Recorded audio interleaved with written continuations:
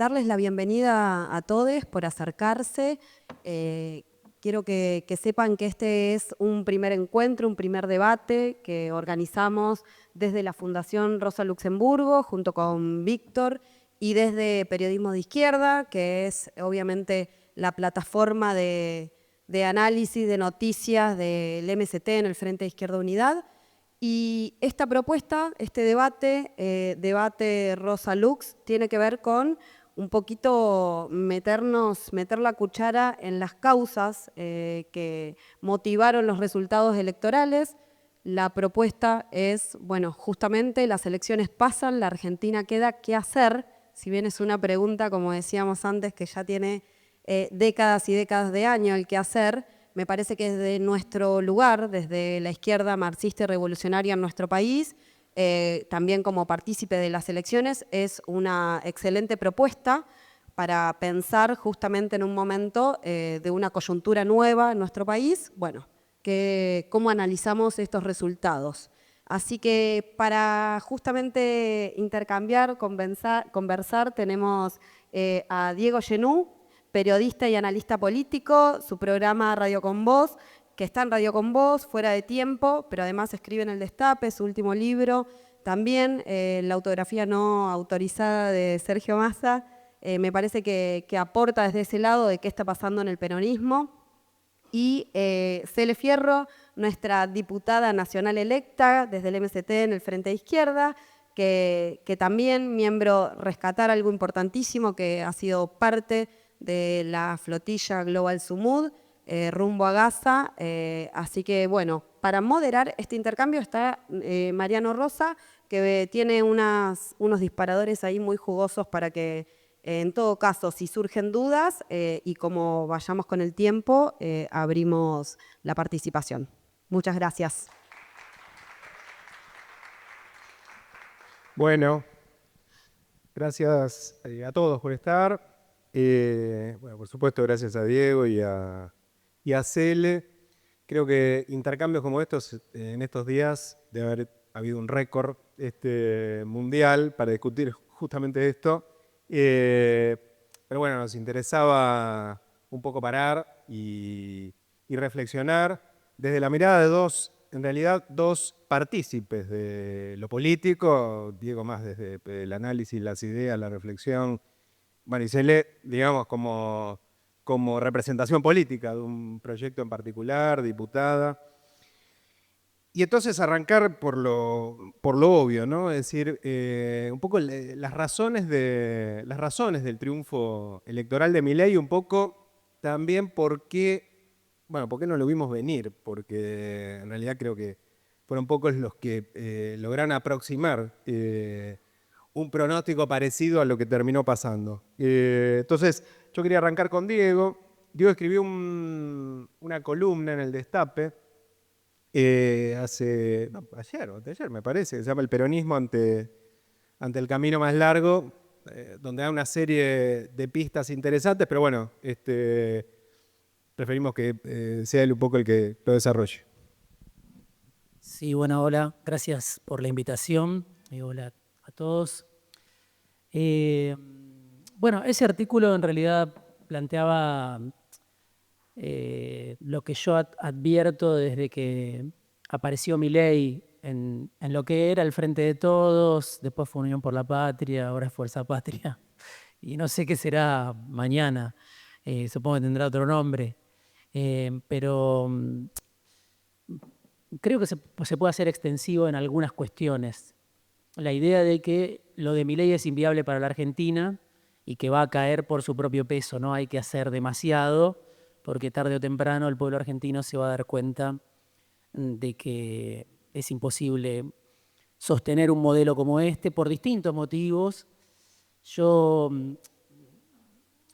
no es que no le presto atención a la crueldad, a la represión, al ajuste, que sí, y me parece central, pero también veo un modelo inviable en sus propios términos, digamos, en cuanto a la viabilidad del modelo económico, un modelo económico que necesita todo el tiempo ser salvado, ¿no?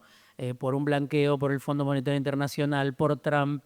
Entonces, no es solo que es un gobierno que se ensaña con la oposición, con los que salen a pelear, con los sectores vulnerables, sino que es un gobierno frágil porque esta famosa demanda que es un poco compartida por los economistas de todas las líneas, por el Fondo Monetario Internacional, no acumula reservas, ¿no? Es un gobierno bastante punk en un punto, como que siempre está viviendo el día a día y no traza un horizonte. Por eso llegó escupiendo sangre, ¿no?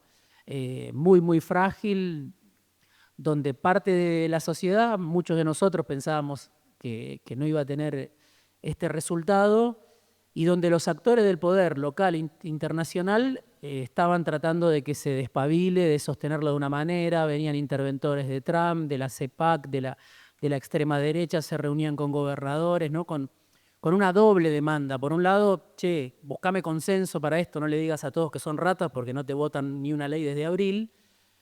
Pero por otro lado también la demanda de soltar un poco el dólar, que bueno, se puede discutir mucho, pero es un gobierno que hizo una mega devaluación para después planchar el dólar. Algo que no se entiende muy bien, ¿no? Salvo para, no sé, hacer sufrir o escarmentar a gran parte de la población. Pero la idea principal del gobierno es sostener la estabilidad a cualquier precio. Bueno, mirando el resultado del domingo uno puede decir, dio resultado, ¿no? Y ahí hay que comparar con las experiencias anteriores, con la memoria traumática de los argentinos, de las argentinas. Pero el artículo que vos mencionabas plantea que el peronismo pensó, la dirigencia del peronismo pensó que iba a tener una nueva oportunidad rápidamente, de la misma manera que sucedió con Macri, porque además lo de Milei es todo mucho más precipitado. No es, digo, Macri fue al fondo después de ser plebiscitado en el 2017. Se acabó la bicicleta financiera, se acabó el endeudamiento con los fondos de inversión de un día para otro. Bueno, Caputo, el mismo Caputo de hoy, Luis Caputo, salió a negociar un acuerdo con el fondo, Dujovne. Pero claro, Macri, que también muchos de nosotros lo vimos como un gobierno muy malo los 2 primeros años, había llegado con mucho más aire. Milei llega con mucho menos aire a estas elecciones y cruza el umbral. Bueno, para mí, de alguna manera renace, ¿no? Este gobierno tiene una nueva oportunidad, se la da el pueblo argentino, la mayoría electoral que existe en el pueblo argentino. El peronismo obviamente no hizo una autocrítica, un balance, no sé si la palabra es autocrítica, pero no le explicó a la sociedad que lo había votado por qué habría que volver a votarlo, después de lo que fue, para mí, un fraude a las expectativas de los que lo votaron y, bueno, un desastre, un descontrol inflacionario, que ahora al peronismo yo creo que le duele mucho, le pesa mucho y bueno, en este momento empieza a tomar cierta conciencia de que está asociado al caos, ¿no? Pero no ya al caos de un peronismo que merodea el poder como tiburones y no deja terminar a otros gobiernos, sino que cuando llega al gobierno es el caos, ¿no? Como una especie de alfonsinismo peronista, ¿no? Eso es nuevo, o del arruismo peronista. Eso no estaba. Antes lo que estaba era, bueno, el peronismo si no gobierna te hace la vida imposible. Un poco lo que planteaba el antiperonismo, el radicalismo, no dejan terminar ningún gobierno, ¿no? Tomando las experiencias de Alfonsín y de la Rúa. Ahora hay algo nuevo, que es el peronismo se fue con 200% de inflación, con 190, con 185. Se fue con un descontrol donde la gente vivía con una zozobra permanente su día a día, porque obviamente a todos nos cuesta ganar un mango y que ese mango te dure nada. Recién cuando venía para acá en el subte, cuando uno ve cómo viaja la gente, ¿no? A Constitución, los esfuerzos que hace para sobrellevar su día a día y que la guita no te alcance para nada, bueno, obviamente que eso hace sentido a nivel popular, el descontrol inflacionario, y Y si bien uno puede decir el kirchnerismo tuvo una inflación elevada, pero bueno, era una risa comparada con esto, 25, 35, Macri se va con 53 y el Frente de Todos la cuadriplica. Entonces, está en una situación muy delicada y creo que lo peor es, bueno, esconder la cabeza como el avestruz, que es lo que hizo gran parte de la dirigencia, empezando obviamente por el candidato a presidente, el ex candidato a presidente que era el ministro de Economía y que, bueno, prácticamente no habló en los últimos 2 años, un poco encarnando esta actitud de la dirigencia del peronismo. No todos, digo, obviamente Kicillof tiene una responsabilidad de gobierno, otros dirigentes tienen más participación, han tenido más presencia en el Congreso, pero digo, lo de Massa es sintomático porque estaba ese planteo, bueno, me tengo que esconder, supongo yo, hasta que esta la choque y sea peor esto que lo que dejé yo. Bueno, ese cálculo, bueno, fracasó. Entonces yo por eso digo, el camino más corto y el más fácil que había elegido el peronismo de esperar otra vez que decante a nivel social un modelo de derecha inviable, muy tomado por las demandas del poder económico, del poder financiero, etcétera, bueno, entra en crisis. Entonces, otra vez, de entrada no sabíamos si Milei era más parecido a Menem o a Macri, todavía no lo sabemos, porque obviamente Milei puede chocar, la sociedad puede decir basta, siempre está abierto en la Argentina los procesos sociales, económicos, políticos, pero bueno, esperar que la sociedad madure esa conclusión cuando no vio, sobre todo del peronismo, yo lo digo porque sigue siendo, con toda su crisis y todas sus contradicciones, debilidades, bueno, el partido principal de oposición. Y insisto mucho con un dato que es una obviedad, pero que nunca encuentra mucho eco, por lo menos en el lugar donde me muevo, que es la primera vez que lo echan al peronismo tan rápido del poder por decisión popular en 80 años de historia. Nunca se había ido el peronismo así del poder. Siempre eran ciclos más largos. O lo volteaban las dictaduras o, bueno, llegaba a su fin, como en el caso del menemismo. Y es interesante el fin del menemismo porque el gobierno que sucedió al menemismo, y también para pensar este presente, ganó porque dijo no voy a tocar la piedra basal del menemismo, que era la convertibilidad, ¿no? O sea, la sociedad argentina en el año 99, después de todo el ciclo de privatizaciones, de despidos, de luchas, de desocupados, de cacerolazos, etcétera, etcétera, eligió no a Duhalde, que era el que decía, bueno, la convertibilidad está agotada, más allá de que podía interpretarse como una continuidad del peronismo, pero expresaba algo distinto a lo de Menem. No lo eligió a Duhalde, sino que eligió a De la Rúa y a Chacho Álvarez, que dijeron no. Lo mejor que tuvimos estos 10 años fue la convertibilidad, después Chacho Álvarez fue a buscar a Cavallo, digo, no solo para repasar la historia un poquito más lejana, sino para pensar que la sociedad argentina es una sociedad que si le das estabilidad, y eso lo detectó Milei, es capaz de soportar los horrores más grandes, ¿no? O de seguir confiando en eso, estabilidad a cualquier precio, no importa a qué precio. No para subestimar que no podés vivir con 200% de inflación, pero al mismo tiempo entre esos dos, llamémosle polos, el descontrol inflacionario del Frente de Todos en su final, especialmente, y esta paz de los cementerios de Milei, donde la guita no alcanza, donde todo el mundo tiene 3 o 4 laburos, donde el mandamiento principal es cumplir con los fondos de inversión, etcétera, etcétera. Bueno, la sociedad acaba de decir, este pueblo argentino de hoy, con mucho ausentismo, ¿no? Obviamente, muchísimo ausentismo, pero acaba de decir, prefiero la estabilidad, ¿no? Aunque al lado yo vaya viendo que van cayendo al lado mío las víctimas del modelo, mientras no se ofrezca un horizonte que dé ciertas certezas para los sectores populares, bueno, entre el horror del descontrol inflacionario y el horror de este gobierno, bueno, acá tenemos una primera conclusión. Después, dejo, ya con esto cierro, es un poco, digo, es el camino más largo el que hay que plantear, yo decía para el peronismo, el camino más corto acaba de fracasar. Después, me parece que vale la pena discutir, tratar de descifrar, preguntarnos de qué está hecho, por un lado, el voto a Milei, que acá estoy tratando de tirar algunas pistas, pero seguramente hay muchas más razones, el cuestionamiento a la clase política, ¿no? Pero también de qué está hecho el ausentismo, ¿no? Que es un ausentismo récord y, bueno, ahí hay un debate.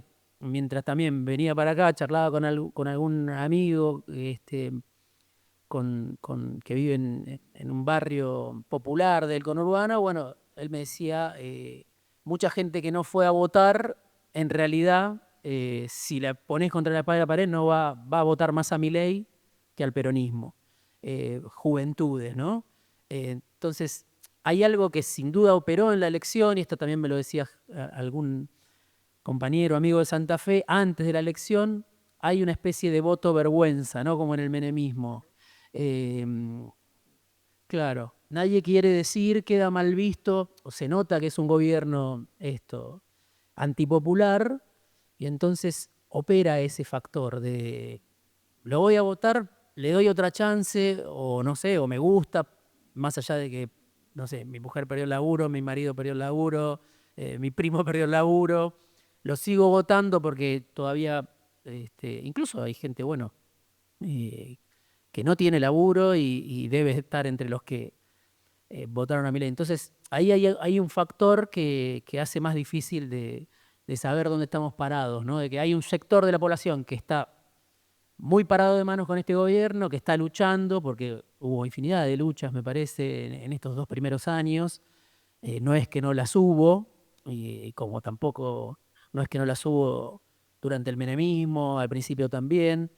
Entonces, hay mucha gente que está diciendo esto se tiene que terminar mañana.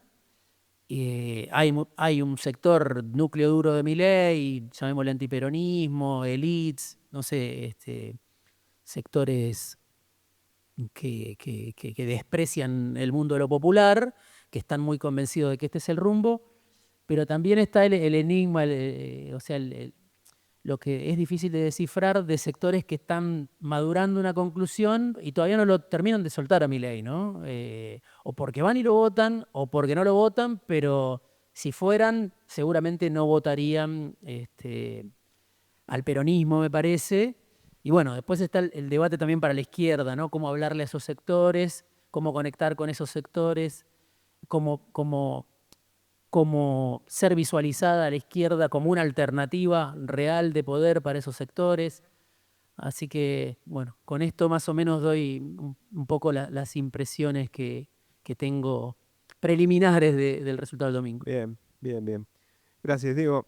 Y eh, siguiendo también con este un poco con este primer eje de balance de las causas, de una primera aproximación, hay algo que incluso Diego decía, el tema antiperonismo, porque por lo menos a mí me parece que se repite casi como un tópico del sentido común la idea de una especie de identidad antiperonista que fue un factor así como que uniformó el voto a Milei y soslaya que hay una heterogeneidad en el voto a Milei, que evidentemente hay una franja que sí es antiperonista ideológicamente y todo lo que representa el mundo de lo popular, pero después hay un componente, por decir, solo leer los resultados de cómo fueron los votos, distinto, que viene del mundo de lo popular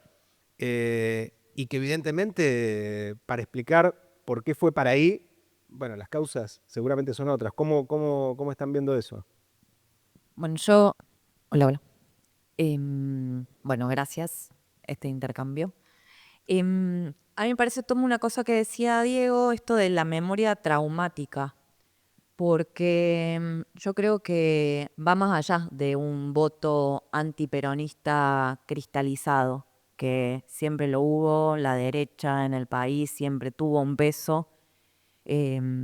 Hoy, de hecho, ha avanzado a la ultraderecha, digo, sectores como el PRO ya han cambiado. Me preguntaban ayer, bueno, pero ¿qué conclusión sacás que las comunas en la ciudad son todas violetas? Yo les decía, bueno, pero hasta ayer eran amarillas, no era que eran rojas, no era que había ganado el Frente Izquierda. O sea, lo que logró Milei fue agarrar a ese sector, consolidar un espacio más a la derecha, pero después me parece que es muy importante esto de la memoria traumática, porque hay un sector de la población que ha hecho un balance de lo que fue el gobierno anterior, esto que decías vos en relación a la estabilidad, y me parece que ahí hay una cuestión en esto de por qué no se vio lo que iba a suceder, en que quizás se terminó viendo una foto y no la película completa, o viendo un poquito las diferentes aristas, porque nosotros veníamos de una elección en provincia de Buenos Aires donde el peronismo había ganado, veníamos de procesos en la calle donde se había dado vuelta leyes reaccionarias de este gobierno, los vetos, la veo a Normita del Hospital Garrahan, compañeras y compañeros de discapacidad, digo, se venía de esa situación. Entonces lo que se esperaba era, bueno, como mínimo en la provincia de Buenos Aires, repetir esa votación, no la derrota que terminó teniendo el peronismo. Entonces lo que no se vio fue el resto de las aristas que tienen que ver con esto de la estabilidad, de la memoria traumática, digo, la experiencia que se hizo con el gobierno anterior y lo que sucedió, digo, el fracaso del gobierno de Alberto Fernández. Y creo que hay que decirlo así, y eso pesa en un sector importante de la población. Entonces, ese triunfo de la elección en provincia de Buenos Aires terminó siendo casi un boomerang, porque era, bueno, te ganó, bueno, ahora vamos a volver a ganar, volvemos, un poco lo discursivo, y en realidad en la memoria de un sector grande de la población ese volvemos es a esa inflación del 200%. Y a eso se le suma esta ayuda, este rescate por parte de Trump, que uno puede evaluar y decir, bueno, pero eso es más saqueo, es más entrega, lo que viene después con eso. Pero lo que vendieron también en relación a eso es Trump diciendo, bueno, esta ayuda es solo si gana Milei.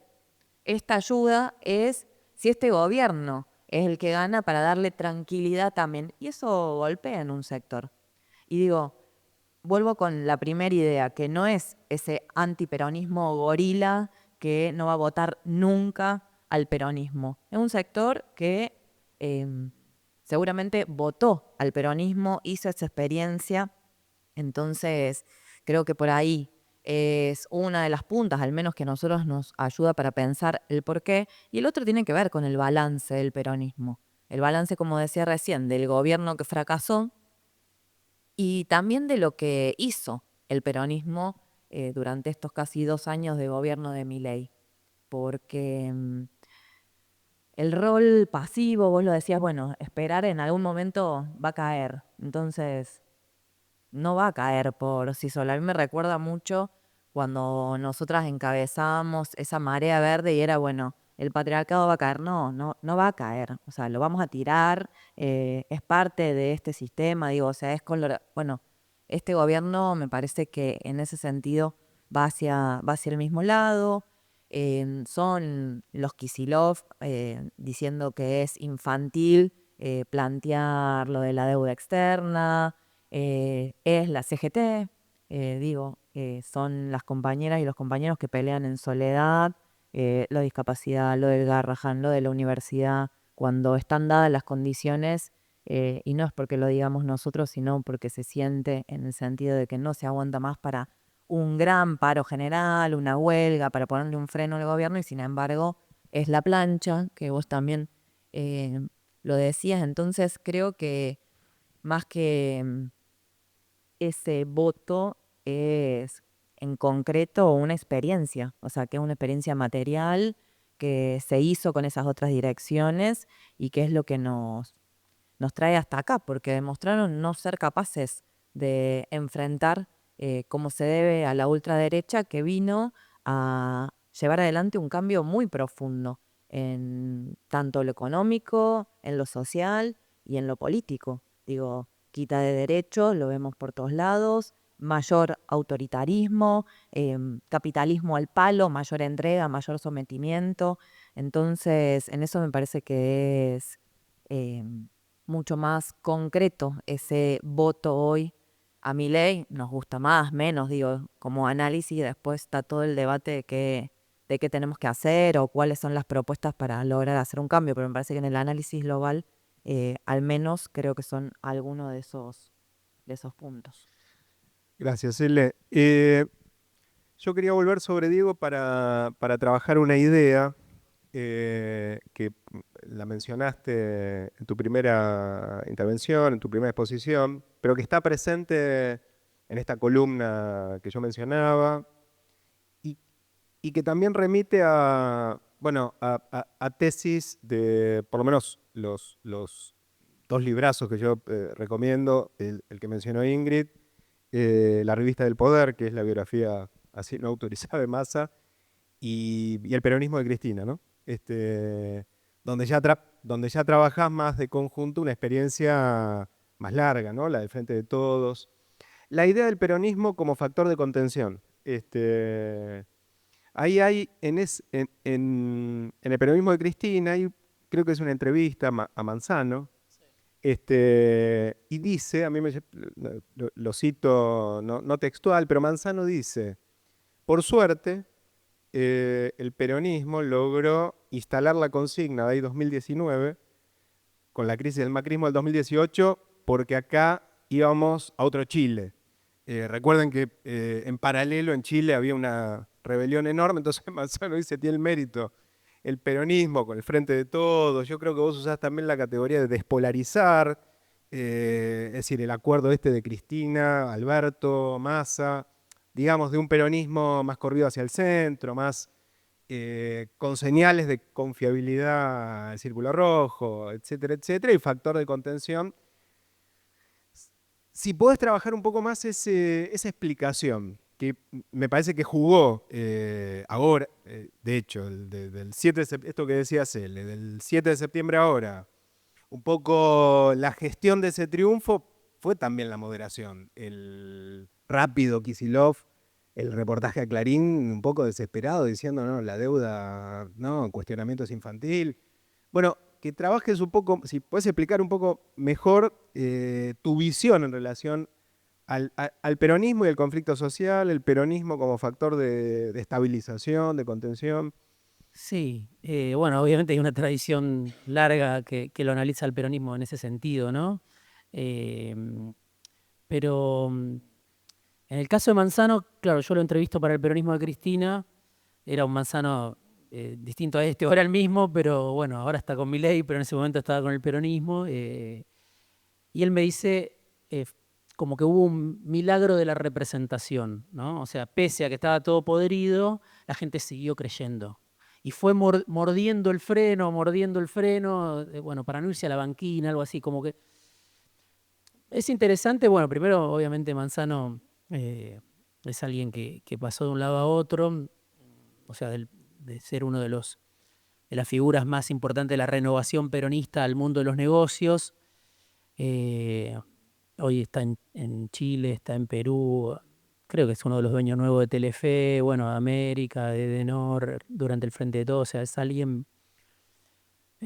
con una capacidad notable de reinventarse, reciclarse, pero él decía esto, y me parece interesante por el hecho de que acá lo innegociable para el poder económico es el nuevo ciclo de negocios, ¿no? No importa quién.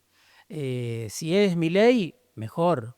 Si no es Milei, que haya un peronista que garantice, ¿no? También es como el sueño húmedo desde que se agotó el menemismo. Tráeme un peronista que me traiga los votos de los sectores populares, pero me dé todas las garantías a mí para que yo gane sin perder ni arriesgar. Entonces, incluso Elstein, antes de la elección del 7 de septiembre, en el Yao Yao, en un encuentro que está en YouTube y todo, dijo, bueno, estamos todos preocupados si esto sigue o no sigue, no importa. Elstein, que es el que le pone el hotel a Milei para que arme el gabinete y para que el domingo pasado analice los resultados, él dice, si aparece otro que va para el mismo lado, vamos con ese otro. O sea, en realidad necesitamos muchos que vayan para el mismo lado. Ya se veía esta misma sensación que por ahí teníamos muchos de nosotros, también penetraba en el poder permanentes sectores del poder económico que decían, bueno, si Milei ya dio todo lo que podía dar, habrá que criar un nuevo exponente. Entonces, por un lado está eso, y esa característica de actores del poder local y también diría ligados a Estados Unidos, de decir, bueno, un peronista es el que mejor puede garantizar los negocios, juega un papel en esta caracterización, ¿no? De que no es que el peronismo es irreconciliable con los factores de poder, obviamente que no. Si uno mira los medios, mira los voceros de los medios más grandes, parece que no, bueno, viene el peronismo y esto es Venezuela, es China, es Cuba, bueno. No lo piensan así los actores de poder real que conocen a la dirigencia del peronismo. Entonces, lo que pasa es que tiene que ser alguien potable desde el punto de vista político y que tenga los votos. Yo, en el peronismo de Cristina uso la figura alguien que tenga el voto de las víctimas y el chip de los victimarios. Bueno, se pensaba que iba a ser un peronista, terminó siendo Milei, por ahora es Milei. Ahora, ¿qué veo yo en el peronismo en ese sentido? Que sí, que no quiere nunca alentar el desborde social, ¿no? Pero cuando digo el peronismo, digo todo el peronismo. Incluso Cristina, incluso, bueno, sectores del kirchnerismo de Cristina, que son para el poder económico lo que hace invivible la Argentina, también tienen el mismo criterio de no tensar demasiado, ¿no? Y no hay muestra más clara de eso, es que Cristina está detenida acá a un par de cuadras, y después de esas movilizaciones que hubo, ella misma, antes de estar detenida, dijo más o menos de la casa al trabajo y del trabajo a la casa. ¿Por qué? En el fondo, me parece a mí, esto ya es interpretación, pero digamos, por un lado, ellos piensan, y Cristina lo piensa, que no va a haber desborde social, ¿no? Y que toda esta rosca de Palacio que escuchamos en los últimos meses de Schiaretti presidente, de la Asamblea Legislativa, de Milei no llega, de todas las conspiraciones de Palacio, no van a ningún lado porque en la calle no se expresa un cuestionamiento tan poderoso como para voltear al gobierno. Ese es el planteo. Y al mismo tiempo, ellos son parte de que eso suceda, ¿no? Porque no es simplemente un análisis, sino que estamos hablando de, en el caso de Cristina, los sectores del kirchnerismo hoy muy debilitados, pero con un peso importante en la calle, en distintos tipos de organizaciones sindicales, políticas, movimientos sociales. Entonces, está ese criterio de esto no va a desbordar, no va a desbordar, no va a desbordar, y hay que esperar otra vez a 2027 o a... Sí. Pero, claro, el tema es, por un lado, obviamente, sectores populares que están sufriendo este modelo, si tienen alguna esperanza en una confrontación mayor fuera del Palacio, se van a ver defraudados, porque salvo que algo cambie de repente, el análisis es un poco ese, otra vez parecido a 2017, ¿no? El análisis es hay que llegar. Incluso uno podría decir, para Cristina es paradójico, porque por un lado está detenida, fuera de juego democrático, inhabilitada de por vida para ser candidata, pero es como que, no sé, se supone que en 2 años va a tener más chance de participar, no sé, de algo, no sé cuál es la cuenta, pero es diferir el enfrentamiento, ¿no? Y es paradójico, por eso digo, porque en el caso del kirchnerismo puntualmente y en el peronismo de Cristina, que cada vez es más chico, las instituciones lo están sacando afuera de la cancha.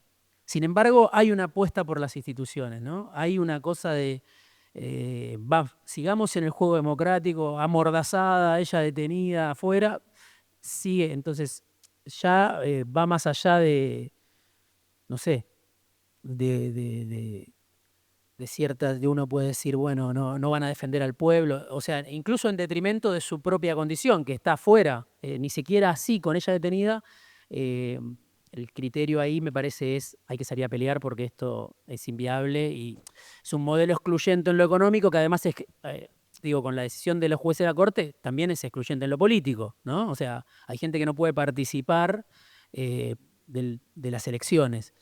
Entonces, me parece que ese es el cálculo. Cuando Cristina fue detenida, yo escribí una nota que era Cristina presa, bueno, no me acuerdo, pero algo así como el factor que empuja al peronismo a pelear por fuera de las instituciones. Es decir, las instituciones, no porque el peronismo de hoy tenga una idea de estas instituciones están podridas y hay que tirarlas abajo, no tanto por eso, sino porque las instituciones dejan afuera bueno, a la expresidenta, alguien que representa, que hasta ese momento yo creo era la principal figura de la oposición, etcétera, etcétera. Entonces, bueno, ahí está un poco desplegado, me parece, esa contradicción o no, esa ambigüedad de que están planteando otra vez, y volviendo al comienzo, Elstein, Mansá, otra vez el peronismo se ofrece para salvar el ciclo de negocio, para salvar estas instituciones, ¿no? Aunque desde el poder le están diciendo todos los días, ya está, lo tuyo está terminado, o sea, no va más esto, no. Pero bueno, hay como una nostalgia, creo yo, en sectores del peronismo, ni hablar. Esto estoy hablando de Cristina puntualmente, ni hablar de Massa, ni hablar de otros sectores que directamente son auspiciados, digamos, por grupos empresarios, ¿no? Después, si llega al poder en algún momento Massa, no sé qué hará, pero digamos que es auspiciado por estos grupos, eso no hay duda, que es una figura asociada a ese esquema de poder que representa un bloque de intereses con esto, Brito, Manzano, Vila, ¿no? En su momento algunos sectores petroleros, o sea, como que Massa encarnaba bloque de negocios. Eso fracasó, porque Massa además fue ministro, pero ahí está un poco, me parece, la cuestión del peronismo y se ve después esta derrota del domingo en algunas redes, en algunas voces. Bueno, el peronismo acaba de recibir un cachetazo de los sectores populares, pero ¿cuál es la reacción? Tenemos que servir al poder económico. No es tenemos que conectar con los sectores populares que nos dejaron. No, tenemos que tener un ministro de Economía que vaya para el lado que quiere. Tenemos que poner a Redrado, que es, bueno, además de su historia, que trabaja para, no sé, que trabaja para Sigman, que trabaja para grupos empresarios, que trabaja para, que arma planes económicos para grupos empresarios. Entonces pongámoslo a él para caerle más simpático al poder económico, cuando el problema que hoy tiene el peronismo, me parece a mí, es con los sectores populares, que fue obviamente esa es la relación que hace al peronismo, bueno, tan importante en la historia argentina, su vínculo con los sectores populares. Después, con el poder económico tiene una relación ambigua, contradictoria, de momentos, de convivencia, pero yo creo que en Cristina esta famosa frase de la juntaron en pala, ¿por qué no me querés si conmigo la juntaste en pala? Que tiene una lógica, ¿Por qué exponés, por qué arriesgás a estos aventureros si me tenés a mí o me tuviste como líder de un peronismo del 54%, ¿por qué terminás en Macri? ¿Por qué no? Como una cosa de despecho, ¿no? Como, bueno, el poder económico, claro, me abandona, pero bueno, hay algo ahí de tensión, de desconfianza. El kirchnerismo seguramente, yo creo sobre todo, ¿por qué? ¿Por qué? Sería para otra pregunta, pero ¿por qué el poder económico no acepta al kirchnerismo si pudo ganar y todo? Creo sobre todo porque los nombró, los puso en escena a muchos de estos actores. No sé si les afectó las ganancias, los intereses, creo que en muy pocos casos, pero sí lo sacó a la cancha. Alguien decía el poder es impunidad. Bueno, que no te nombren. Algunos de estos empresarios que apoyaron a Macri, que ganaron con el tarifazo, lo fueron a ver a Alberto Fernández, eso está en el libro del peronismo de Cristina, y le dijeron, hacé lo que quiera con el país, lo que te pido es que no me nombre un empresario muy importante que está cerca de Milei, pero antes estuvo cerca de Massa y así, y así, y así, y así. No me nombres. Entonces, ahí hay una clave de la opacidad. ¿Qué hizo el kirchnerismo? Los nombró, lo puso en 678. Bueno, eso yo creo que es lo que hizo de imperdonable para esos actores, de que de repente estuvieron en boca, no de un partido, de una organización, de un periodista, sino del presidente o de la presidenta que los nombraba y decía, son estos, son estos, son estos, son estos. Después yo creo que la juntaron en pala la mayoría de ellos. Pero bueno, ahí hay una cuestión del vínculo entre poder económico local y, y el kirchnerismo o el peronismo en general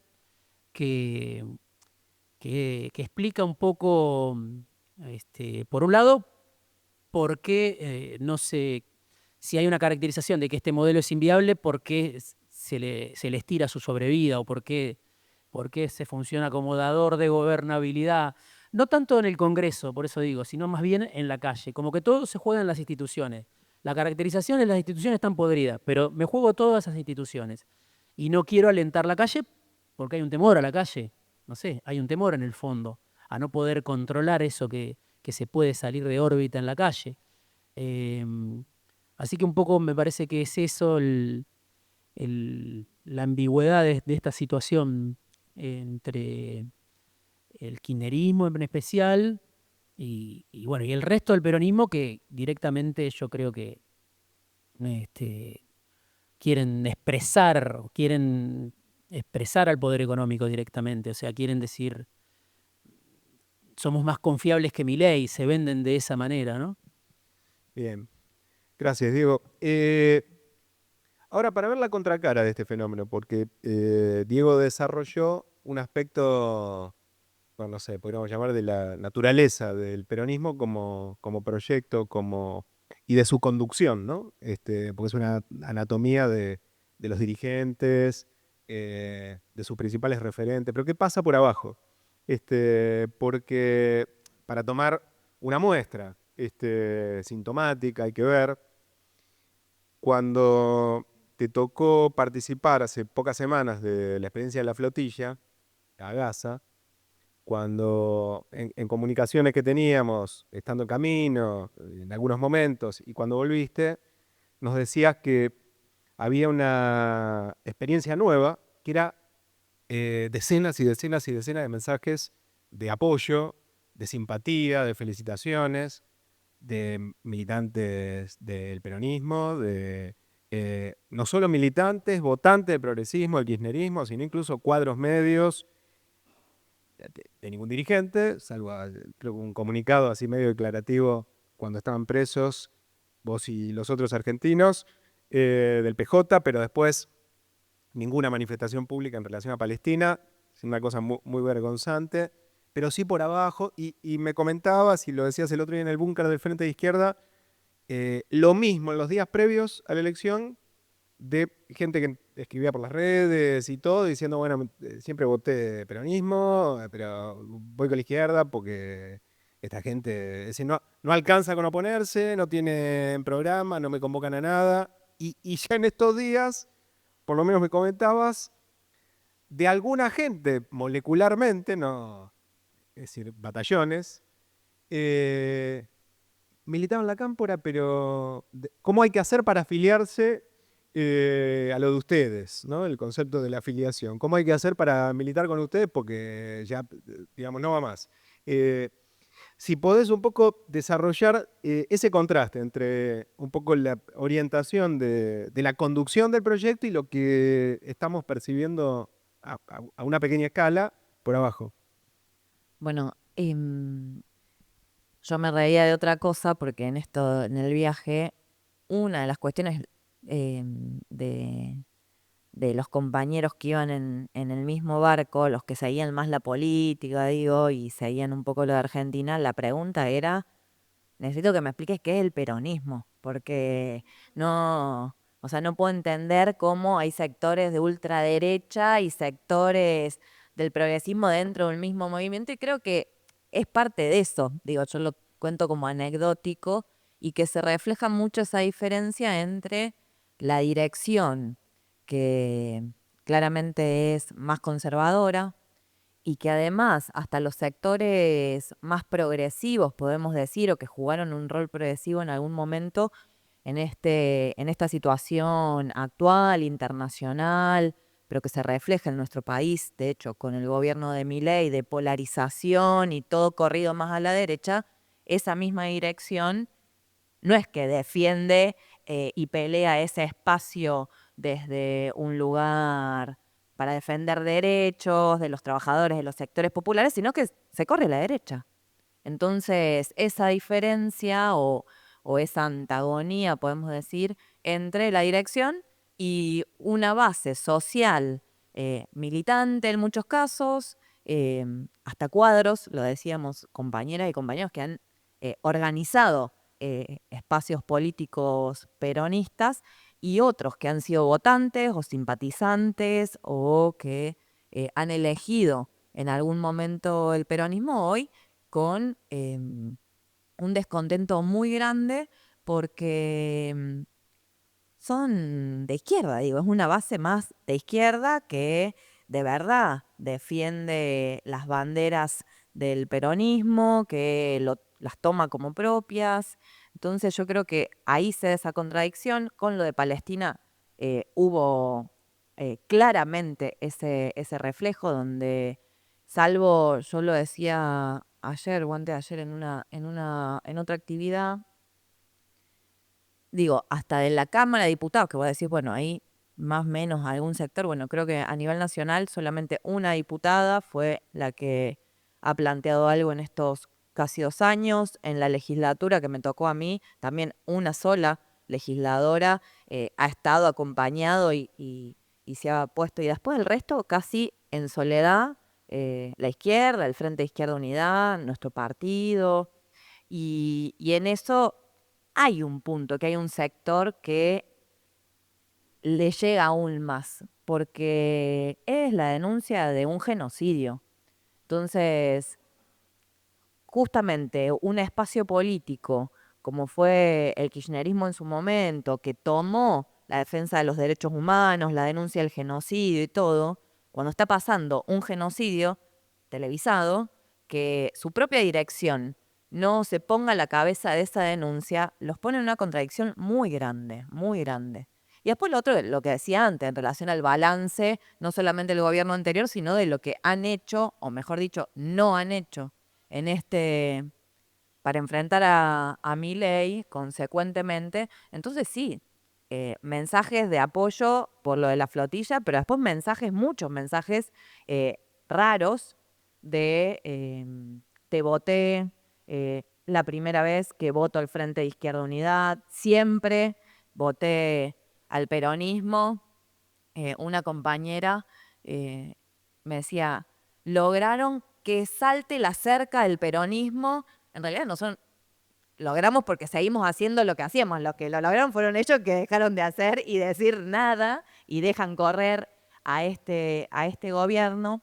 Entonces, yo en eso, porque también hay una cuestión que van a intentar instalar justamente estos sectores y estas direcciones en relación al escepticismo. Bueno, ganó Milei, no hay con qué darle otra vez, tenemos que esperar al 2027, no se puede hacer más nada. Y me parece que contra eso también tenemos que dar una batalla política, ideológica, de mucho debate en relación a lo que se puede hacer, y creo que estas expresiones nosotros los venimos viendo de forma molecular, no solamente acá en el AMBA, más bien a nivel nacional, pero que tienen esta expresión, y me parece que hoy más que nunca tenemos que lograr abrir un diálogo con ese sector, y sobre todo para impulsar y llegar a más como los que nos llegaron por primera vez, porque de ahí va a estar esa unidad de acción que hace falta para, lejos de que sea no hay con qué darle a este gobierno, prepararnos con todo lo que tenemos que hacer de acá adelante para lo que se viene.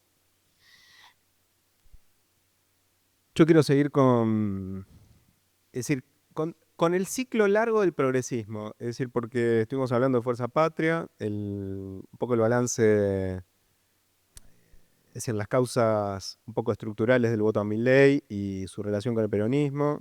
Ahora nos metimos un poquito más al frente de todos, pero hay incluso cosas que leímos de las que vos escribiste, como un punto de inflexión entre el progresismo del viento de cola de la economía y el progresismo de la escasez. Digamos, el cambio, no sé, 2013, 2014, después de los efectos de la crisis mundial y todo, el corrimiento que empieza a producirse ya en la etapa de las vacas flacas. Si puedes desarrollar un poco eso, es decir, el progresismo de la primera etapa, de, no sé, 2003, 2005, 2006, y el cambio que se empieza a describir a partir de Scioli para acá, llamémosle. ¿Se entiende? Sí, ya no me acuerdo qué escribí, pero no, a ver, creo que hubo distintos ciclos del kirchnerismo, ¿no? Al principio muy montado en la recuperación que en realidad surgió durante el gobierno de Duhalde, ¿no? Que, bueno, es una figura también para mí compleja la del dualdismo, porque la de Duhalde, porque obviamente era alguien que yo nunca digerí demasiado, pero claro, y es el mismo presidente de Costec y Santillán, pero al mismo tiempo es el germen de esa estabilidad sin la cual no se puede entender el kirchnerismo. Es Remelénikov, es la especificación asimétrica, la devaluación, el estallido de la convertibilidad, y bueno, y después la Baña. O sea, todo ese primer ciclo de crecimiento de tasas chinas está atado a cómo Remelénikov dice, desarmamos la bomba. Bueno, obviamente hubo ganadores y perdedores en ese desarmar la bomba, pero sí había un modelo inviable que era el de la convertibilidad que vivió demasiado. Entonces, el primer kirchnerismo es un poco hijo del dualdismo, ¿no? Le suma lo taquillero que fue el kirchnerismo en lo simbólico, en lo discursivo, pero el modelo económico es el de Remelénikov y Labaña, ¿no? Las retenciones, bueno, los planes sociales, cierto acuerdo de las paritarias, el pacto social, pero con un boom de los commodities. Y eso ya a partir de 2008 empieza en un declive, bueno, el conflicto con el campo, etcétera, y después el segundo gobierno de Cristina, la muerte de Néstor, digamos, todo ese contexto, ya como que el modelo empieza a hacer agua, ya a partir de 2008, pero a partir de 2011 sin duda. Entonces hay una vocación distributiva de subsidios, de subsidio para las empresas y de subsidio para la base de la población. Pero ya no es 5 millones de trabajadores como en la primera etapa. 5 millones de trabajadores que fueron y se afiliaron a las prepagas, ¿no? Trabajadores jóvenes y sanos que se afiliaron a las prepagas. Bueno, toda la economía crecía. Fue un periodo que no te lo discuten ninguna de las variantes digamos, del poder te lo discuten. O sea, vos hablás con, no sé, con hasta Lustó, hasta 2008, hablás con economistas del macrismo y todos te dicen bien ese modelo, digamos. Y está un poco el planteo, hay que volver a eso, un dólar alto, ¿no? Después ya el kirchnerismo empieza a naufragar un poco y queda lo simbólico, muy exacerbado, y empieza a menguar un poco la mejora concreta, porque bueno, empieza a haber, ya no hay más creación de empleo, ya empieza a florecer el monotributo, bueno, y hay como una sobreactuación más clara todavía. Si bien el kirchnerismo siempre fue una cosa muy sobreactuada desde lo que lograba, a partir de ahí es más y más eso, y el modelo se va haciendo inviable, ¿no? No tienen cómo sostenerlo, y bueno, es Kicillof el que devalúa en 2014, ¿no? Paradoja o no de la historia, ya ahí no daba para más, ¿no? Mucho antes. Entonces, bueno, yo creo que el patio de las palmeras, ¿no? Que es como una figura de los días finales de Cristina en el poder, cada vez más despegado de la realidad de las mayorías, ¿no? Después, obviamente, toda la oposición que se va organizando en torno al conflicto con el campo, bueno, empieza a surgir una oposición. Pero no sé si te estoy respondiendo, pero me parece interesante porque hay un debate sobre cuál es el modelo viable para la Argentina. Y yo creo que la izquierda también lo tiene que discutir, ¿no? No solo desde lo que pensamos que hay que hacer, sino, bueno, cómo, ¿no? Entonces ahí me parece que hay una cuestión clave, porque efectivamente el modelo viable en el que ganaban todos y el kirchnerismo era popular y sus bases económicas no estaban resentidas, duró bastante poco, podríamos decir, ¿no? Hasta 2008, que es el conflicto con el campo, obviamente que deja muchas lecciones porque no es fácil, ¿no? O sea, si vos pretendés, en ese caso eran las retenciones móviles con las cuales el agronegocio a la vuelta de los años podría haber ganado quizá, pero en ese momento se separaron muy de manos y bueno, y ahí emergió todo un sujeto, ¿no? Un sujeto social en las ciudades, en las ciudades rurales, con el cual cualquier proyecto de transformación o va a tener que lidiar, o va a tener que confrontar, o va a tener que darse una política, ¿no? Porque son los dueños de la tierra, son los dueños de la Argentina, en muchos casos son fideicomisos, son pools ojeros, esto, lo otro, pero ahí hay un actor central de la Argentina y que incluso hoy Milei, el RIGI, no sé qué, la minería, vaca muerta, pero depende de las cerealeras. O sea, son 5 cerealeras que le hicieron un pacto, le dieron 7.000 millones de dólares en poco tiempo, que ahora no van a estar. El gobierno cedió de esos 7.000 millones de dólares mucho. Pero quiero decir, es un actor central que explica la Argentina. Entonces, yo lo dividiría al ciclo del kirchnerismo en esos dos grandes momentos, ¿no? Un primer momento donde es más la economía de Duhalde, y con los derechos humanos, ¿no? Y todo lo simbólico de incorporar organizaciones sociales, piqueteras, sumar a todos esos sujetos que, bueno, que habían sido reprimidos durante el dualdismo también, ¿no? Ese baño de legitimidad de encauzar esa radicalidad, ¿no? Política de las calles, bastante convertida en funcionariado después, ¿no? Todo lo que era movimiento social, de repente, no sé, sí, como traje y corbata, me corto el pelo y no. Digo, es un chiste, pero digo, me parece interesante para pensar cuál es la fuerza de un gobierno popular, ¿no? Porque me parece que son debates para lo que viene, porque si toda esa potencia que puede haber, uno la convierte y dice, bueno, lo desactivo toda potencia, toda radicalidad, toda energía vital en términos políticos y la traigo al gobierno, está bien, necesitas cuadros para la función pública, cualquier gobierno necesita, pero ¿qué relación con el abajo, no? Porque en esta cancha inclinada, que la sufre, yo creo, la sufrió el kirchnerismo, pero la va a sufrir obviamente cualquier gobierno de cierto tinte popular y más cualquier intento de la izquierda de llegar al poder. En esa cancha inclinada la única fuerza es el pueblo organizado, las organizaciones populares, el contacto con eso. Si no, estás muerto, estás atado de pies y manos, hoy con Trump directamente instalado acá, con lo que es el discurso permanente en los medios de comunicación. Entonces realmente es una cancha muy inclinada, muy difícil, donde la única potencia de cualquier gobierno que pretenda otra cosa es el vínculo con lo popular. Por eso otra vez la paradoja de apostar a la institucionalidad un pleno, ¿no? Cuando en realidad la única fuerza es esa.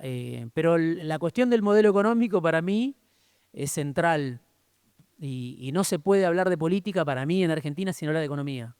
No es posible. o sea, sí, el kirchnerismo mucho tiempo lo hizo, entonces cada uno estaba en lo suyo, uno podía sentirse pleno con un gobierno que defendía causas nobles, desde lo simbólico, desde las libertades individuales, etcétera, etcétera. Si el modelo económico hace agua, es muy difícil sostener esa popularidad. Entonces, yo creo que es un debate en el que la izquierda se tiene que meter de lleno, de poder discutir no solo el país que se quiere, sino cómo construir poder político para eso, eh, porque también hay algo, y esto lo tiro para discutir, para pensar, también hay algo de pensar que, bueno, cuando el gobierno caiga, se van a resolver los problemas, y probablemente no, probablemente aparezca uno de esos exponentes del peronismo que tienen el programa económico redactado para agradar al poder económico y capitalice esa fuerza popular de los que están saliendo a pelear o le escriben a Celes o le dicen, che, hay que luchar, ¿no? Entonces, es todo, me parece. Yo creo que hay que pensar, aunque sea como un ejercicio, pero no se puede renunciar, delegar, ni dejar de pensar cómo gobernaríamos la Argentina. Los que no estamos de acuerdo con el plan de Milei, y obviamente no es fácil, no es sencillo, es más fácil criticar, ¿no?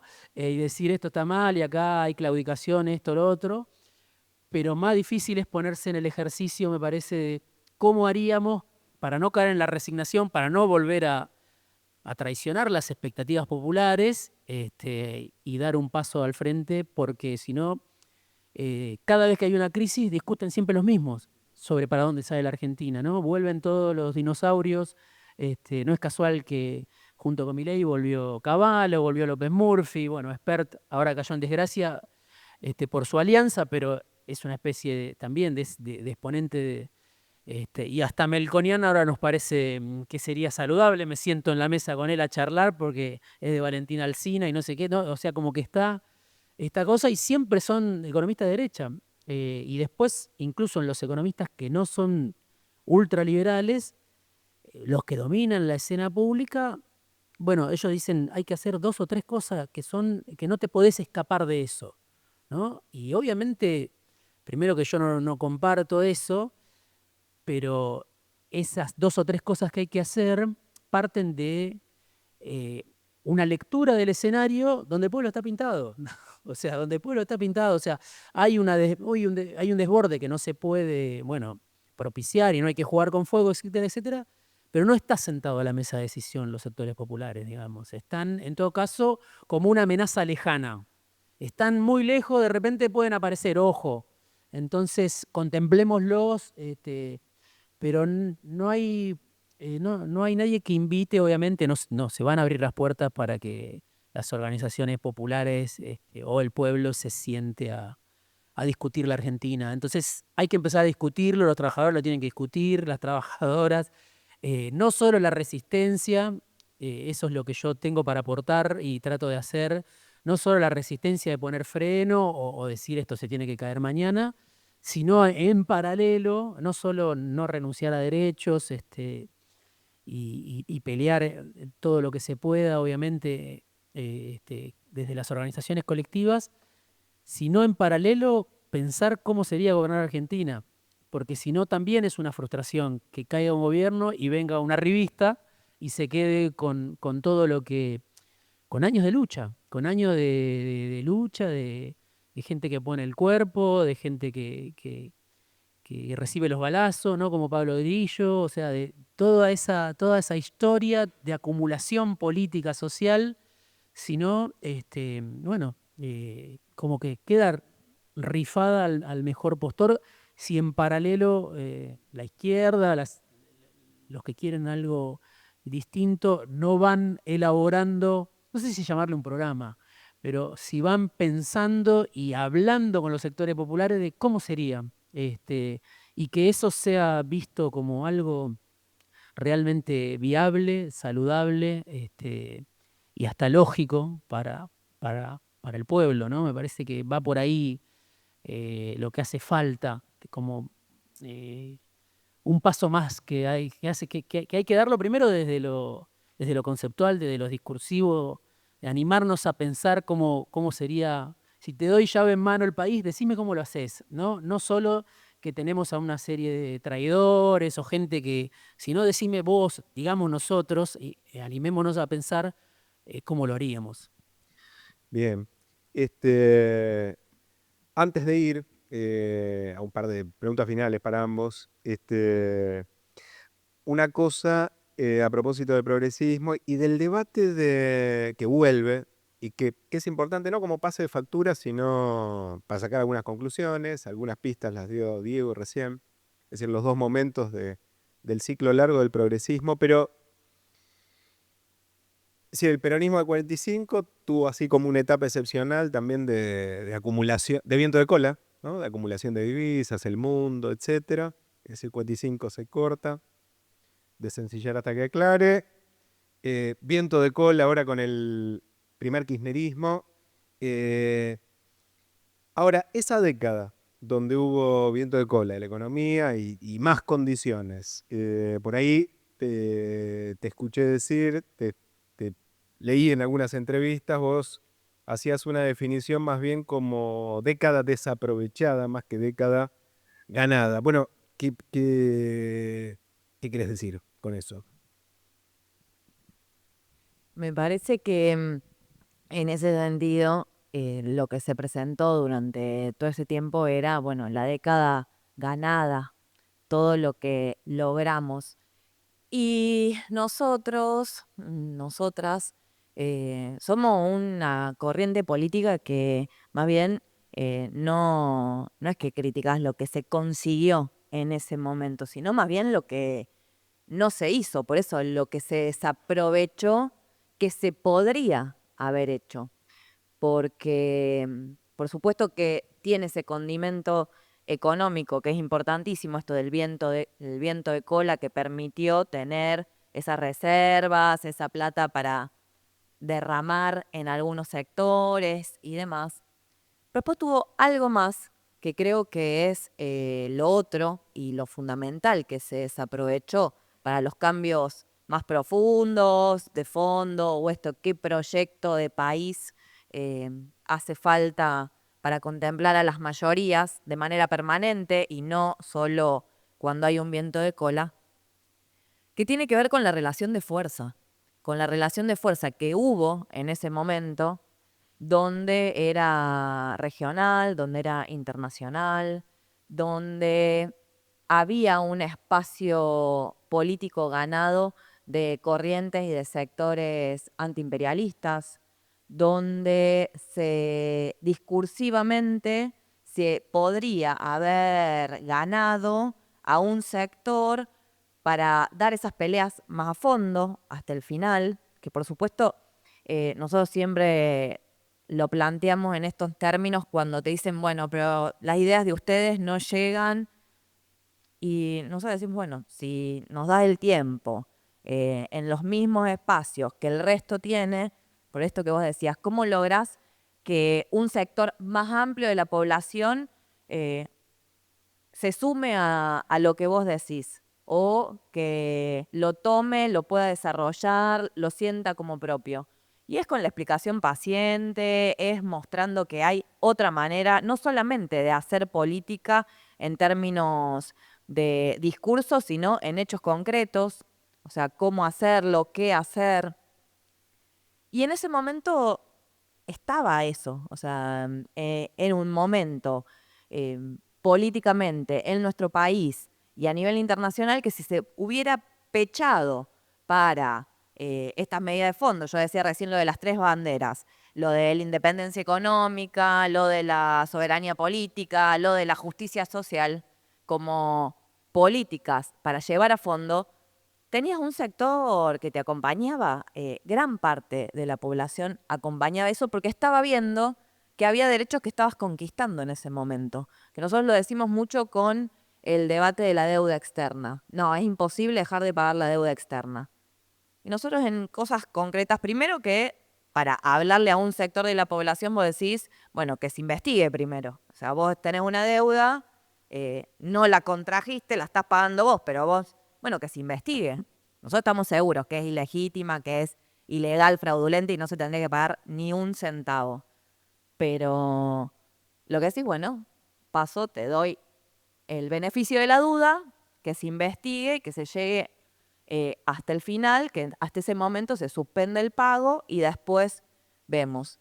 Pero ese no pago, esa suspensión de pago, serían miles y miles de millones que se podrían destinar a generar trabajo, que se podrían destinar a un presupuesto como es el de discapacidad, que se está peleando ahora, poniendo en riesgo las condiciones de vida de esas personas, digo, del Hospital Garrahan que está acá, o sea, con cosas concretas. Entonces ahí vos también, no solo en lo discursivo, sino vas generando y fortaleciendo esa relación de fuerza con un sector que ve que lo que decís lo vas trasladando a hechos concretos. Entonces, en ese momento donde podías discutir la deuda, donde se discutía lo de las privatizadas, pero no para dárselo a otro sector, sino para estatizarlos, reestatizarlos, que sea con control de los trabajadores. En eso, ¿qué rol juegan el control social, por ejemplo? O sea, ¿quién controla? ¿Qué rol juegan las y los trabajadores en cada uno?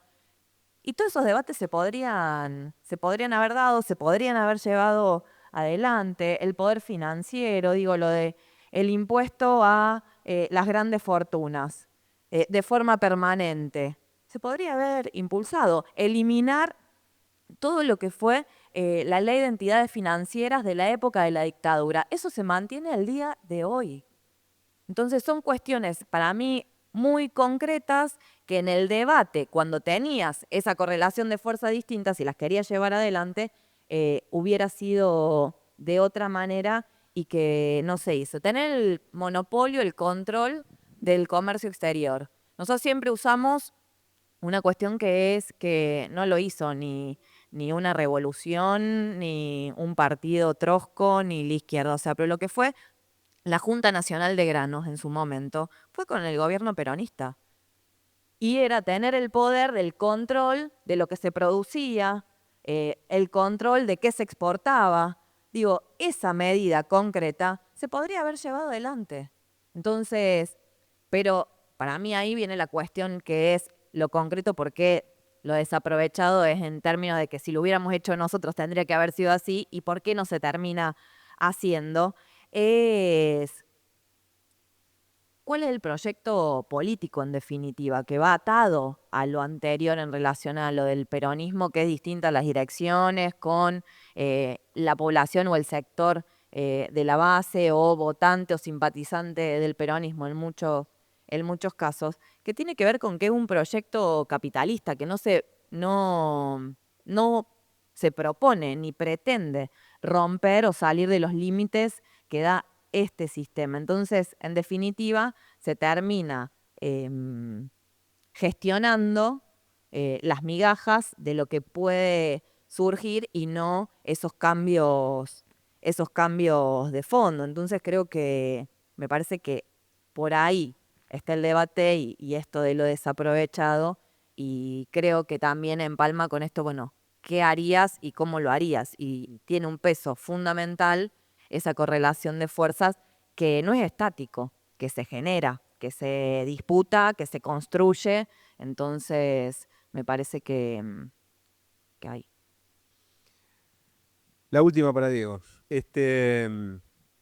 Y por supuesto, y lo que quiera agregar. Eh, y venimos bien, ¿no? En general, bien. No, la perspectiva, porque arrancamos por el balance de el porqué del resultado electoral. Recorrimos peronismo, progresismo, bueno, pistas de, bueno, hipótesis, escenario que imaginés, bueno, eso, ¿cómo lo estás viendo? Bueno, el resultado del domingo me hizo, me sorprendió un poco porque yo venía diciendo, sí, no, lo sigo pensando, ¿no? Que Argentina siempre está en disputa en realidad. No es justamente, como decía Celes, no es algo estático. Un gobierno, bueno, obviamente tiene mucho poder y más si es revalidado en elecciones, pero bueno, por un lado eso, muchas veces da la impresión de que, a mí me da la impresión de que si bien existen todos estos factores, estos actores tan importantes, hoy lo tenés a Trump muy jugado, tenés una región que cambia. También es cierto que muchas veces eh, pareciera como que en la Argentina hay un vacío de poder, ¿no? Llega cualquiera, ¿no? De repente llega Milei, llega y todo fracasa muy rápido, ¿no? Estamos en ese ciclo donde, bueno, larga década kirchnerista, se agotó en 2015, vino Macri, se agotó rápido, vino Alberto Fernández, se agotó rápido, y Milei no se sabe bien qué es, ¿no? Si es el último exponente de una larga decadencia, que viene aparentemente sin pasado, o por lo menos, si bien era un empleado de las corporaciones, pero para la sociedad apareció como alguien que no estaba en el radar. Entonces, bueno, hay que ver si esta crisis argentina se lo devora también a Milei o no. Eh, pero lo vemos muy, muy lanzado a Trump. Ya digo, lo de Macri primero y ahora otra vez es que Estados Unidos, especialmente Trump, que vuelve al poder, están decididos a sostener a la derecha en la Argentina, ¿no? En este contexto geopolítico. Y Argentina es un país súper importante, ¿no? Siempre lo fue para mí, pero hoy otra vez ese discurso Argentina no está en el radar, Argentina no importa, en Washington no se preocupan por Argentina, en Wall Street no saben lo que es. Bueno, están acá gobernando, ¿no? Descendieron pusieron, por primera vez puso algo Estados Unidos, vendió dólares para sostenerlo a Milei hasta que llegue a las elecciones, y es un poco ese escenario. De todas maneras, yo lo veo inviable al proyecto por ahora. No quiere decir que Milei ya no está solo en el gobierno, no es Milei y Caputo solo, está Trump, está el fondo, están exigiendo un cambio, esto de la gobernabilidad, soltar el dólar, acumular reservas. Hay que ver, pero ya no es Milei solo con Caputo diciendo voy a vivir hasta que me muera de la deuda y de los salvatajes. Me parece que hay una especie de reseteo porque Milei ya se demostró incapacitado para gobernar. Entonces, los enviados de Trump, el poder financiero, el secretario del Tesoro, que es el hombre más importante de Trump, o sea, tiene un rol que no es solo de secretario del Tesoro, es como que lo reemplazó a Marco Rubio, el tipo es el secretario de Estado además, ¿no? O sea, es el que lo convenció a Trump de decir, aflojá con la pelea con China porque te la vas a poner el sombrero, y tuvo que bajar. Es el que hoy habla de Argentina como Estado fallido, o sea, digo, prestemos atención que el Departamento de Estado no está en esto. O sea, no está Marco Rubio acá, no está Claver Carone, o sea, está Besen, o sea, está Wall Street acá. Entonces, Argentina es muy importante por los recursos, como todos lo sabemos, y además por el Atlántico Sur, ¿no? Que es algo que por ahí no está tanto en el debate, pero tenemos el corredor bioceánico más importante del continente, por eso la base naval en Ushuaia, la puerta de entrada a la Antártida, la cuestión de Malvinas, ¿no? Que es algo tan sentido por el pueblo argentino y que hoy tiene otra importancia estratégica, porque Estados Unidos, China, Chile, aliado a Gran Bretaña, todos están pensando en cómo tener un puerto en esa zona. Entonces digo, Argentina es un país tremendo, maravilloso para mí, tiene además una capacidad la sociedad argentina de reponerse de toda crisis, de reinventarse. Entonces creo que es difícil, pero está abierto el escenario, ¿no? O sea, yo creo que hay anticuerpos y confío en el pueblo argentino. Eh, pero bueno, la pelota está en el aire, ¿no? No lo veo para nada saldado. Eh, Creo que obviamente está el antecedente de Macri, que la chocó después de ser plebiscitado con el mismo número prácticamente que Milei, pero en el medio estuvo la experiencia de Frente de Todos, que no es menor para el peronismo, o sea, es algo que es una mochila que va a ser difícil que el peronismo pueda sacársela de encima, la experiencia de Frente de Todos, pero al mismo tiempo que digo que está en disputa, sí, hay que estar como me parece muy despierto, muy activos, no pensando que esto se va a caer por su propio peso, porque hay mucho poder para sostener a Milei. Entonces es una fuerza, yo decía en esa nota, una fuerza supranacional y una mayoría electoral, ¿no? También hay 11 millones de personas que no votaron, 2 o 3 millones menos de lo que lo hacen habitualmente.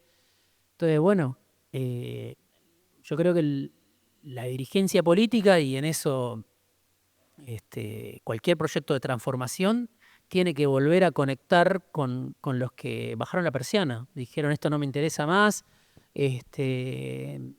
todo va lo mismo, no me cambia. Entonces, primero fue el sistema político el que se desconectó de las necesidades de ese pueblo, digamos, de esos sectores populares, trabajadores, precarios. Una parte lo capitalizó Milei, hoy tampoco concentra o capitaliza o reúne o representa a todo ese sector que en algún momento lo vio como alguien que no tenía que ver con la casta, ¿no? La cuestión el peronismo también es interpretado ahí, cuando vos mencionabas en el momento, es identificado como parte de la casta. Entonces, por eso Milei también tiene una fuerza, y a ese sentimiento antipolítico yo no le tengo miedo en particular. Creo que el kirchnerismo hizo como una lectura de antipolítica sinónimo de peligro. Yo creo que no, o sea, que hay algo también que está en disputa en ese sentido de cuando hay una crítica a la dirigencia política, yo creo que vale cuando viene de los sectores populares que se matan para inventarse un ingreso, que haya una crítica a la dirigencia política, a la casta, que haya una desconfianza con la dirigencia política, es positivo. Obviamente, si no tenemos posibilidad de hablarle a esos sectores de que hay que ir para otro lado, va a venir Milei, se va a llevar todo ese enojo, todo ese malestar.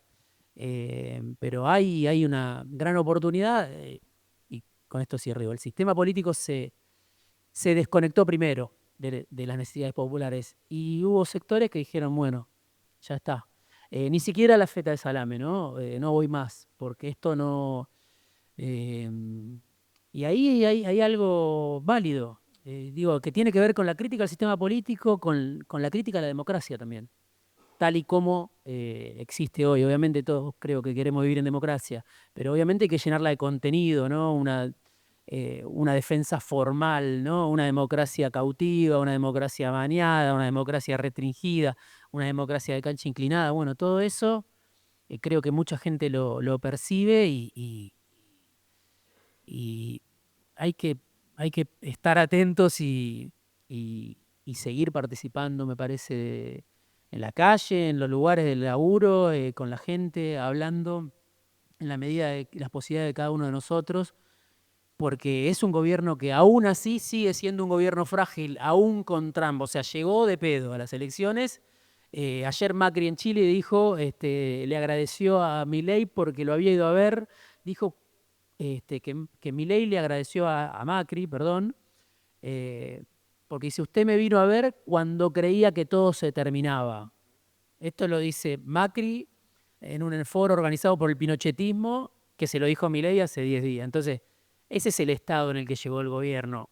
Obviamente, hoy tiene una nueva vida, pero esto está para pelearlo, me parece. Gracias, Diego. Y para terminar, Diego lo anticipó, pero bueno, el Frente de Izquierda viene una elección en este escenario así muy complejo el fin de semana, revalidó cerca de 1.000.000 de votos, hay así una oscilación entre el 1.000.000, 1.500.000 en las mejores performances, pero hay debates en relación a cómo ese espacio es un piso conquistado y no es un techo autoimpuesto que impide salir de lo electoral, que impide proyectar hacia el descontento y la desilusión del peronismo, capacidad de transformación. Bueno, los desafíos de la izquierda, el frente de izquierda, como lo están viendo. Partir de esto que decías del espacio conquistado y que se vuelve a marcar en esta elección, que es un punto de partida muy positivo, pero no deja de ser un punto de partida, porque creo que lo peor que podemos hacer es conformarnos o creer que es suficiente en el sentido de haber logrado sortear la polarización, el discurso de, bueno, hay que votar o a la libertad avanza o al peronismo porque el resto no sirve, que fue un poco lo que se instaló en esto de el balotaje.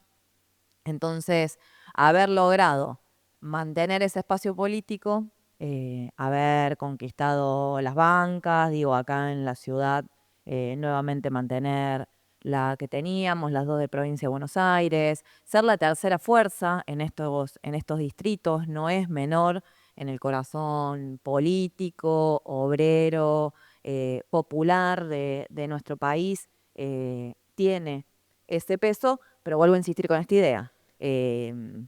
Es necesario y positivo, pero es insuficiente si estamos ahí y solamente vemos eso, porque creo que hoy más que nunca la disputa está y el debate está en cómo se disputa poder, porque en la experiencia de este gobierno de ultraderecha, la experiencia ya realizada con la derecha macrista, con el peronismo, como fue con el Frente de Todos, con Alberto Fernández.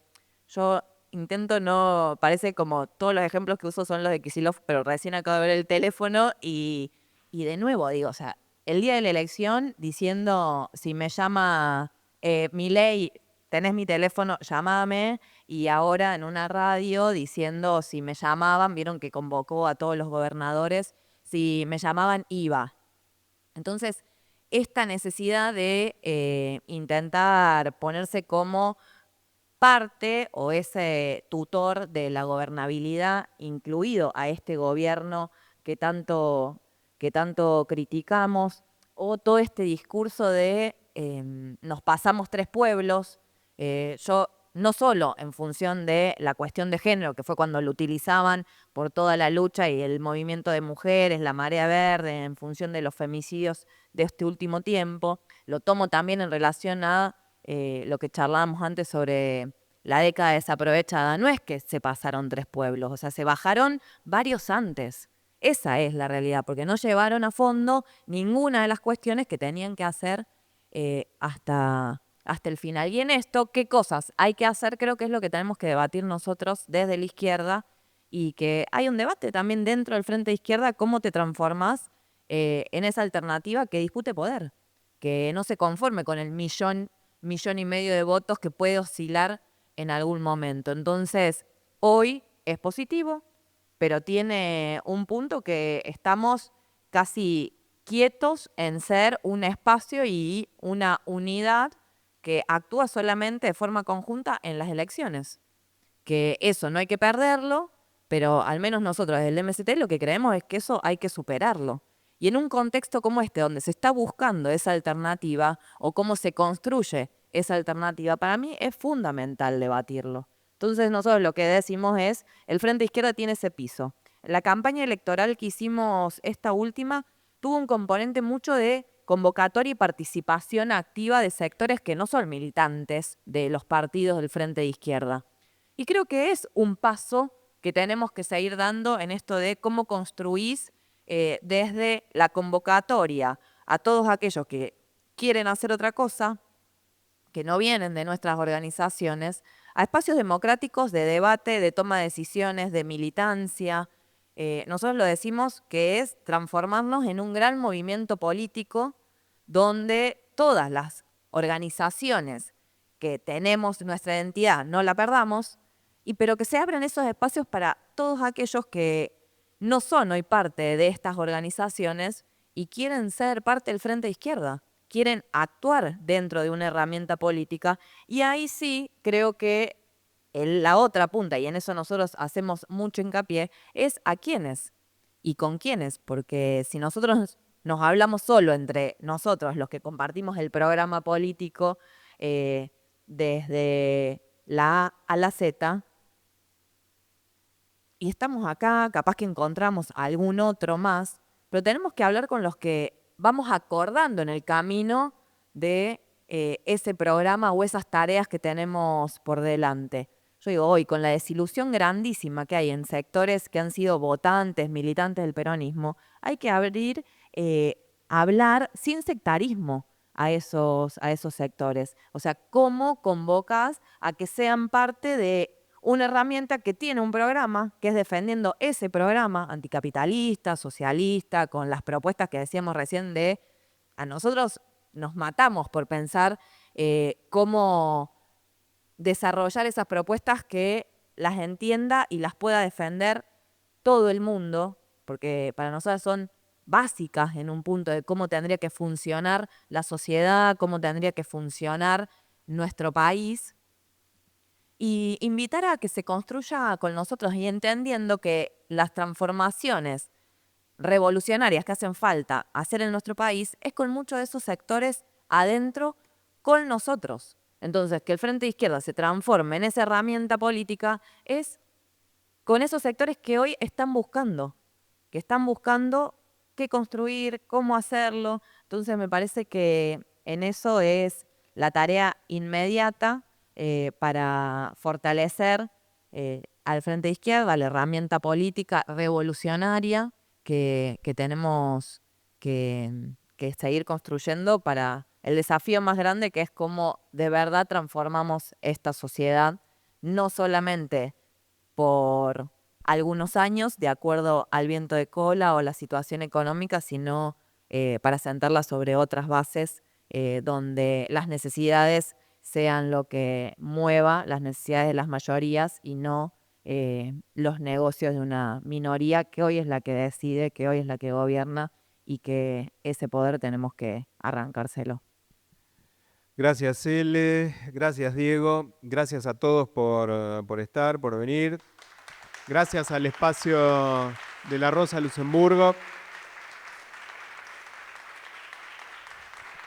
Y bueno, vamos a continuar seguramente con otros encuentros y otros ciclos.